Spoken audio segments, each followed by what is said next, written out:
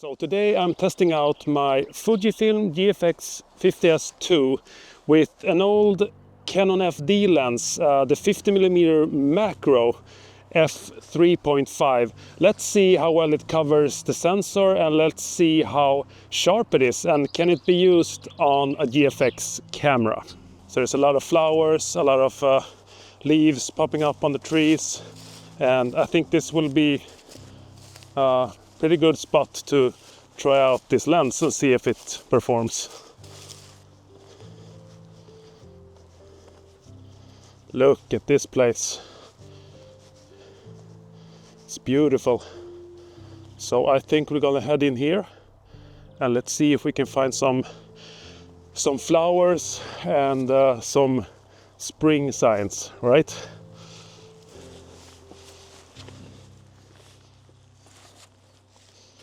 And also, if you like this type of content, me trying out different kind of lenses in nature or in real life, give it a thumbs up or a like and subscribe to my channel and I'll do some more for you. So two things I'm noticing right away is that when you focus to infinity or any longer than, let's say, around 2 or 3 meters, you get those ugly corners, those black corners that you can't recover, so there's no information in there.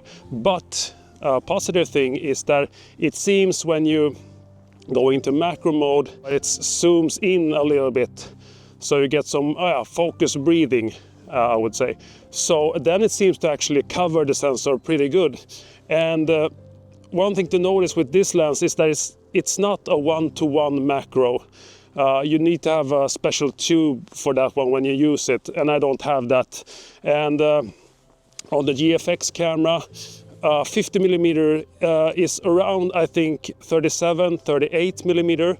But when you combine that, when you go into macro mode, when you have that focus breathing, I would say it's around maybe 40, 41mm.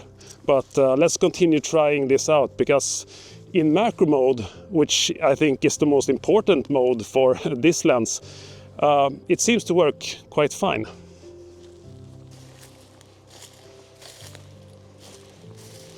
And as you can see here, we have a branch down in the weeds, down in the grass here.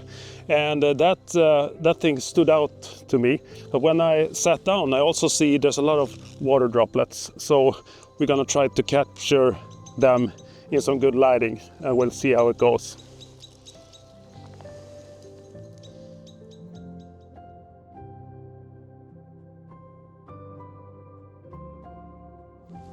Right, so here we have a great place to try some different lighting. There's a lot of stuff growing. There's a lot of flowers and a lot of leaves that can create some nice textures. And we also have the sun coming and going. So we're going to try out if we have any unwanted flares or any nice flares that we can use.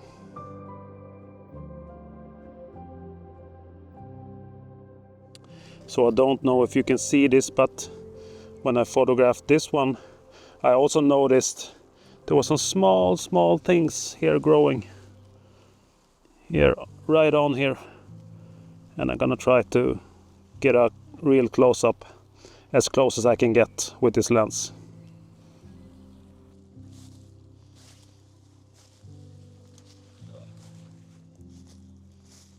So here we have a big tree and we have a lot of moss on it and it's pretty old. So I'm going to go down and capture the tree from down to up. So I get some nice textures and also some nice tones because it's old and you can see that the tree has a lot of different colors on it. So we'll see how it goes.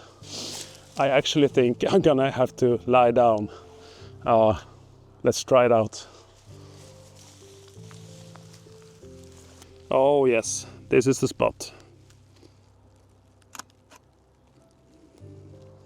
And I just realized one thing when shooting macro photography is just start photographing and you'll see the pictures. And I stood here and photographed this tree. And I noticed here we also have some really nice lines and some really beautiful flowers. Let's check it out. or maybe the flowers wasn't that pretty, but as you can see, it has some leading lines, and we have these ones down at the bottom. So I'm going to get pretty close to this tree. I'm gonna lay my camera on the tree so I get more stabilization in the shot.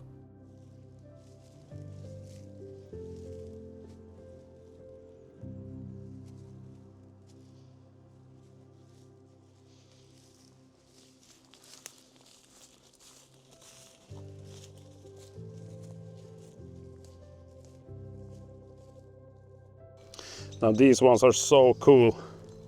When you find tree stumps like this and you take a photograph, just get down real low, and it sort of looks like an alien or an alien spacecraft or of some sort.